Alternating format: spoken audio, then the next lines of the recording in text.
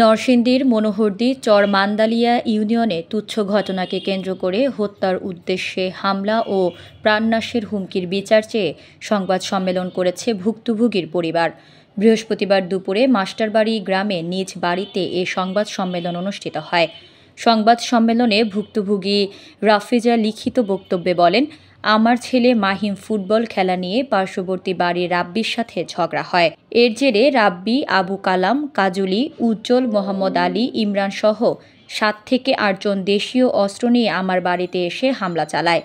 আমাকে না পেয়ে আমার বোন ও বোনের ছেলেমেয়ের ওপর দেশীয় অস্ত্র দিয়ে মাথায় আঘাত করে গুরুতর আহত করে। বর্তমানে তারা চিকিৎসাধীন অবস্থায় আছে।